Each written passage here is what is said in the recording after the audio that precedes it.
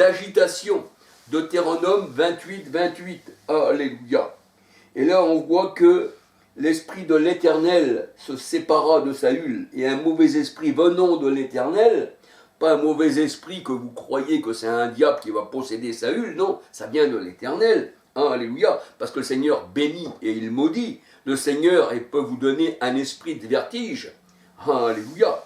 Et puis, il peut vous donner aussi son esprit qui est saint, et vous redevenez dans son bon sens. Parce que le Saint-Esprit, ça veut dire que vous avez un esprit qui est saint, qui comprend les choses. Un esprit malsain, c'est l'esprit du monde. Or, nous n'avons pas reçu l'esprit du monde, comme la parole de Dieu nous dit. Mais nous avons reçu l'esprit de celui qui est vivant. Alléluia. C'est-à-dire le roi des siècles, le roi, le Seigneur des seigneurs. Le Dieu des dieux, parce que nous sommes Dieu avec le Seigneur. Alléluia. 1 Samuel 16, versets 14, 15 à 23. Un mauvais esprit fut sur Saül, et l'esprit de l'Éternel se retira de Saül. Ésaïe 19, 14. 2 Thessaloniciens 2, 10, 11. C'est pour ça que le Seigneur il donne un esprit d'égarement. Comme on voit dans Romains 1, afin que les hommes font des choses abominables avec l'homme. Alléluia. Elles se sont enflammées les uns pour les autres, dans Romains 1. Dans la nouvelle alliance, nous sommes scellés de l'Esprit, et il demeure en nous. 1 Jean 4, 13. Et nous sommes un avec l'Esprit. Alléluia. C'est pour ça que le Seigneur a dit, vous en moi, et moi en vous. Alléluia. Afin que nous soyons un. 1 Corinthiens 6, 13 à 19. Nous sommes baptisés et abreuvés d'un seul esprit. 1 Corinthiens 12, 13. Donc, le baptême de l'esprit tomba sur moi. Il disait dans Acte 10, comme, eh bien, sur les païens, il disait, je crois que c'était, je ne me souviens plus si c'est Pierre, enfin. Alléluia. Mais on voit que dans Ésaïe 32, 15, l'Esprit envoyé d'en haut. C'est ça le baptême, baptisé du Saint-Esprit. L'Esprit descend du ciel vers le bas, sur nous. Alléluia. Et l'Esprit tomba sur eux. Et l'Esprit, c'est l'onction. Et l'onction vient sur la tête. Elle tombe sur nous. C'est ça le mot baptisé. Si le mot baptisé d'eau, comme dans l'Ancienne Alliance, voudrait dire eh bien, immersier, le mot baptisé aurait deux connotations. Alors, le mot baptisé voudrait dire aussi bien enfoncer dans les profondeurs des eaux, plonger, immersier, ou baptiser voudrait dire aussi recevoir les choses d'en haut. Donc, il y a une marche arrière et une marche avant dans le mot baptiser. Il faut bien comprendre les choses de ce que le Seigneur veut nous faire comprendre. Ah, alléluia. Et nous sommes le temple, la maison de Dieu en esprit. Alléluia. Et celui qui est en nous est plus grand que celui qui est dans le monde. 1 Jean 4, 4. Et dans 1 Corinthiens 2, 12, nous voyons que nous n'avons pas reçu l'esprit du monde. Nous avons reçu l'esprit du Christ. Alléluia. Nous avons la pensée, nous avons l'esprit du Christ. Et nous comprenons les choses spirituelles, car nous sommes spirituels, nous avons un langage spirituel que le monde ne peut pas comprendre. 2 Corinthiens 2, versets 13 à 16. Et celui qui n'a pas l'esprit du Christ ne lui appartient pas. Romains 8, 9. Et nous savons qu'il demeure en nous par l'esprit, le Christ. Alléluia. Il était avec ses disciples pour un temps. Et c'est pour ça que le Seigneur a dit, l'esprit qui est à côté de vous ne sera plus à côté de vous, mais il sera en vous. Jean 14, versets 15, 16, 17 à 26. Et l'esprit vous enseignera toutes choses. Alléluia. L'esprit vous enseignera toutes choses. C'est lui qui enseigne. C'est lui qui est en nous, il nous enseigne. Hébreux 8, 10 à 13. Il demeure éternellement avec nous, l'Esprit du Christ. Et c'est pour ça qu'il est dit que celui qui n'a pas l'Esprit du Christ ne lui appartient pas, Romains 8, 9, et il faut s'examiner si Christ est en nous, sinon nous sommes des rejetés, sinon nous sommes des rejetés, si Christ n'est pas en nous par l'Esprit, et il demeure en nous éternellement. 2 Corinthiens 13, versets 3, 5, 6. Alléluia. Or, le Seigneur, quand on dit Seigneur, qu'on pourrait dire Seigneur Yeshua, or, le Seigneur, c'est l'Esprit. 2 Corinthiens 3, 18. Alléluia. Alors, s'il n'est pas en nous, nous sommes des rejetés. Et c'est Christ qui parle en nous. S'il n'est pas en nous, on ne peut pas parler de sa part. C'est pour ça que si on n'a pas l'Esprit, comme les prophètes de l'Ancienne Alliance, eh bien, on peut dire qu'ils bégayaient. Pourquoi? Parce qu'ils n'avaient pas constamment la présence de Dieu en eux. Alléluia. Pour ça, ce n'est plus moi qui vis, mais c'est Christ qui vit en moi, disait Paul. Christ vit en moi. Mais par l'Esprit, bien sûr. Galates 2:20. Nous sommes le corps du Christ. 1 Corinthiens 12, versets 12 à 27. Nous sommes le corps, nous sommes l'assemblée, l'église, le troupeau du Christ. Et lui, il est la tête du corps. C'est lui qui nous dirige. Colossiens 1, versets 15, 18. On peut dire que Israël, dans la parole de Dieu, se retrouvait sans berger, sans esprit. Ils étaient saisis de temps à autre. Alléluia. Et c'est lui, le bon berger qui est en nous, qui parle en nous. Alléluia. Et c'est ça la nouvelle naissance, c'est de recevoir l'Esprit Saint. Jean 3, versets 3 à 8. Quand on reçoit l'Esprit Saint, l'homme devient un vent. Un vent, on dit le vent de l'Esprit. Alléluia. C'est pour ça que la parole de Dieu nous dit, il a fait de ses anges des esprits. Hébreux 1, 7, Hébreux 1, verset 7, 14, Psaume 104, 2, 3, 4. Et c'est ça, être une nouvelle créature. C'est une créature nouvelle qui se trouve en nous. On dit l'homme intérieur. Alléluia. L'homme intérieur. Qui est sanctifié par l'Esprit et le cœur lavé, eh bien, d'une eau pure, d'une mauvaise conscience. Hébreux 10, 22. C'est pour ça qu'il est dit dans Ézéchiel 36, versets 25, 26, 27. Eh bien, je répandrai sur vous des eaux pures. Et je changerai votre cœur de pierre en un cœur de chair. Et je répandrai de mon esprit, eh bien, sur vous. Alléluia. Et vous serez lavés par l'eau de la parole. Éphésiens 5, versets 22 à 27. Nous sommes une lettre de Christ. Alléluia. C'est ce que la parole de Dieu nous dit. Et Paul, eh bien, a écrit avec sa parole, avec l'esprit du Dieu vivant, a écrit sur nos cœurs. Alléluia. 2 Corinthiens 3, verset 3. Et on voit que les hommes ont des cœurs de pierre, qui représentent les tables de la loi. C'était pourtant écrit du doigt de Dieu sur les tables de pierre. Alléluia. Alors on voit ici dans Luc 11, 20, le doigt de Dieu c'est l'Esprit Saint, parce que le Seigneur a chassé les mauvais esprits par le doigt de Dieu. Matthieu 12, verset 28 à 32, par sa parole, Matthieu 8, 16. Et la Bible elle dit que les 2 tables de Moïse étaient écrites du doigt de Dieu.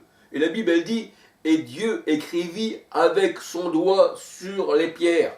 Donc ça veut dire que le doigt de Dieu, le Saint-Esprit, est Dieu. La parole est Dieu, car la parole était Dieu. Et la parole est venue en chair. Et Dieu s'est manifesté dans la chair. 1 Timothée 3,16. Alléluia. Gloire au Seigneur. Donc il faut la nouvelle naissance, être une nouvelle créature pour que Dieu puisse, eh bien, habiter en nous. Car celui qui souille son corps, le temple du Saint-Esprit, attriste l'Esprit, et Dieu ne peut pas habiter dans une habitation, eh bien, où il y a la débauche. Dieu, c'est pour ça que le Seigneur a dit, votre corps ne vous appartient pas vous-même, il est le temple de Dieu, et malheur à celui qui souille le temple de Dieu. Alléluia. Gloire au Seigneur, gloire à son saint nom. Alléluia. En fait, quand on regarde dans la parole de Dieu, les sacrificateurs de l'ancienne alliance, les Lévites, et Moïse était un Lévite aussi, alléluia, eh bien, ils faisaient ce qu'ils voulaient. Le Seigneur les avait délaissés parce qu'ils s'étaient tournés vers les Baals. Juge 17, versets 1 à 13. Juge 18, versets 1, 3, 4, 5. Chacun faisait ce qu'il voulait en Israël. Nous voyons que même les Lévites étaient tournés vers les idoles et ils adoraient les idoles. Leur péché, c'était aussi le veau d'or. Deutéronome 9, 21. On voit que le premier qui fit le veau d'or, eh bien, fut Aaron. Aaron, pourtant qui lui était un prophète dans l'Ancien Testament, il était le prophète de Moïse, et Dieu avait été fait, et Moïse avait été fait Dieu pour Aaron, et Aaron était son prophète, et pourtant c'est lui qui fit le veau d'or. Alléluia. Exode 32, verset 4, 24. Ensuite, les veaux d'or ont multiplié. Les veaux d'or ont multiplié parmi le peuple hébreu. Un roi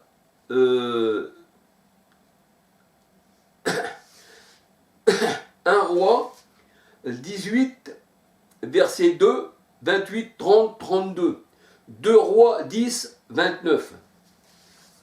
Et c'est là, aux eaux de Mara, que Moïse aussi a péché. Moïse aussi a péché. Alléluia. Il n'a pas sanctifié le peuple, parce que Moïse ne pouvait pas le sanctifier. Alléluia.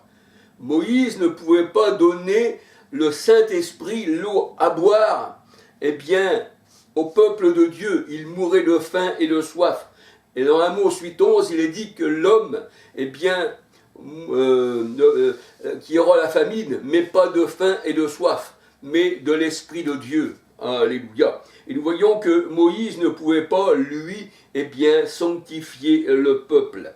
Le peuple était toujours dans son péché. Alléluia. Et on voit que c'est à Mariba que Moïse a péché. Au lieu de parler au rocher, 1 Corinthiens 10.4, à Christ qui les suivait, eh bien, il a frappé le rocher. Alléluia. Deutéronome 32, versets 47 à 52. Et on peut dire que le peuple qui est rentré en Canaan, et que Moïse, lui, n'est pas rentré, eh bien, le peuple qui est rentré en Canaan, la parole de Dieu nous dit, Canaan était maudit. Canaan, c'est Cham. Canaan, c'est l'Égypte. Canaan, c'est les Philistins. C'est ce qui est dit dans la parole de Dieu, c'est les géants. Alléluia, les orgueilleux. C'est Goliath le géant qui combat contre David. Genèse 10, versets 6 à 20. Alléluia. On peut dire que Canaan, c'est Agar l'égyptienne. C'est Ismaël. Et c'est la Jérusalem actuelle où il y a, la mosquée d'Omar. Alléluia. C'est les enfants de la chair qui luttent contre les enfants de Dieu. Galates 4, 21 à 31. C'est ceux qui tuent les prophètes. Matthieu 23, 37. Appelés spirituellement Égypte et Sodome, là où le Christ a été crucifié. Alléluia. Alors Moïse voyait de loin la terre promise, mais à qui? Eh bien, au Canaan, aux Cananéites, parce que pour dire que ceux qui ont été à Canaan, eh bien, le Seigneur l'appelle l'Égypte. Apocalypse 11.8, c'est là que Christ a été crucifié. C'est Canaan. Alléluia. La vraie terre promise que Moïse attendait, c'était la terre, c'était la nouvelle terre, qui nous est dit dans la parole de Dieu, qui est l'épouse du Christ. Apocalypse 21, versets 1, 2, 9, 10. Alléluia. Dans cette terre, nul impur ne peut y rentrer. Apocalypse 21, verset 27. Alléluia.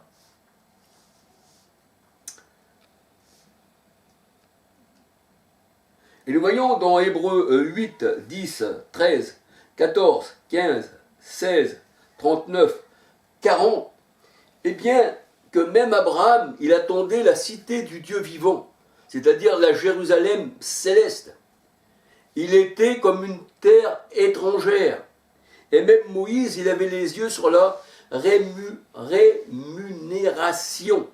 Il avait les yeux sur Christ, alléluia, bien qu'il soit appelé le fils de la fille de Pharaon. Il n'a pas regardé, et bien qu'il soit instruit en Égypte, et qu'il avait en Égypte tout pouvoir, eh bien il n'a pas regardé Moïse. La parole de Dieu nous dit les voluptés de l'Égypte qui ne durent qu'un moment, mais il a regardé plus loin. Et le Seigneur n'a pas voulu que Moïse rentre en Canaan, dans cette terre soi-disant promise, mais le Seigneur avait en vue d'une terre nouvelle qu'on appelle épouse. Ésaïe 62, verset 4, j'appellerai ta terre épouse. Ésaïe 65 ou 66, 17, voici je crée de nouveaux cieux et une nouvelle terre, et on appellera cette terre la joie. Ça serait la joie parce que l'Église est la joie du Seigneur. Hein, alléluia. Alors nous voyons que Moïse aussi avait péché et il était défendu d'entrer en frappant le rocher. Eh bien, il avait péché et il ne devait pas rentrer dans la terre promise. Deutéronome 32, versets 47 à 52. Et il est vrai que Canaan est maudit. Genèse 10, versets 6 à 20. Alléluia. Canaan est maudit. Maudit soit Canaan. Alléluia. Et Moïse vit de loin la terre promise. C'est-à-dire, il n'avait pas les yeux sur cette terre-là, en fait, c'était sur la Jérusalem d'en haut, la nouvelle terre.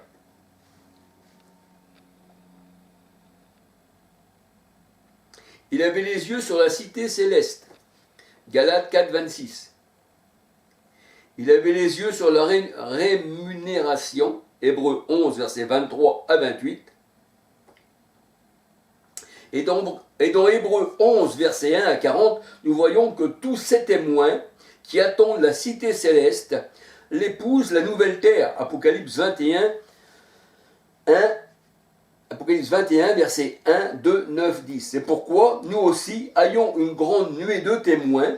Hébreux 11 nous dit, Hébreux 12, versets 1, 2, ayons les regards sur Christ, comme Abraham et Moïse, et les autres témoins qui ont vu la terre de loin sans y rentrer.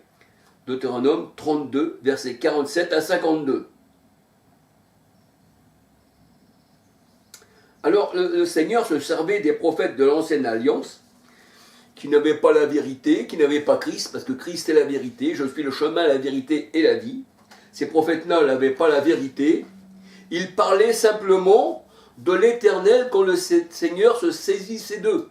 Mais sinon, c'était des luminaires, Genèse 37, 9, 10, que le Seigneur, tenait éclairé. Mais le Seigneur nous dit que le soleil, la lune, les étoiles ont perdu leur éclat. Et ça représentait les anciens ministères d'avant, dans la parole de Dieu. Genèse 37, versets 9, 10. Alléluia. Et la loi devait subsister dans Matthieu 5, comme le Seigneur il dit, il n'y a pas un trait de la lettre qui échappera tant que le soleil, la lune et les étoiles seront encore en vigueur. Alléluia. Il fallait que le soleil, la lune, les étoiles qui représentaient les mystères de l'ancienne alliance, que le trait de la lettre disparaisse. Alléluia. Alors je vais regarder encore dans la parole du Seigneur là.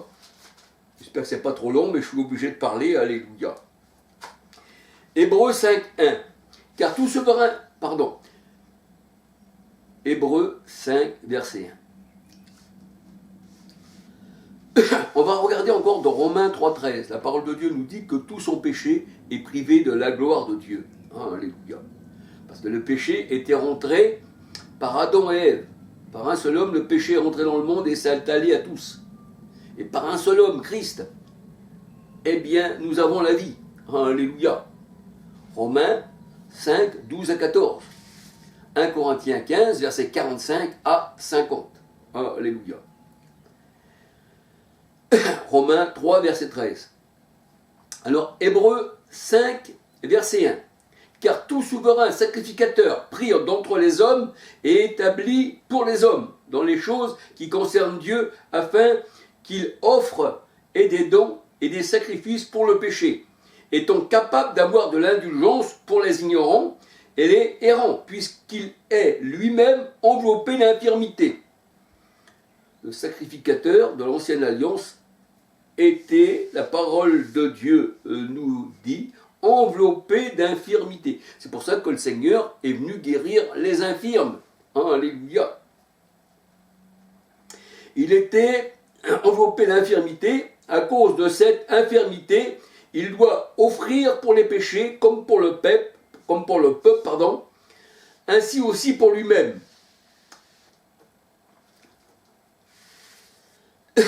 Alléluia.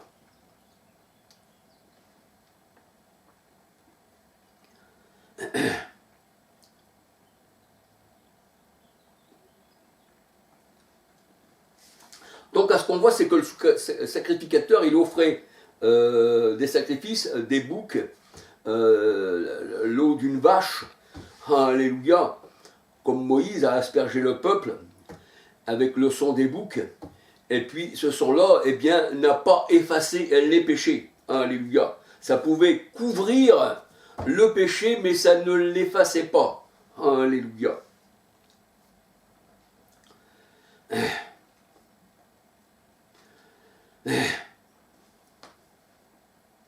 Alors, dans Hébreux 7, verset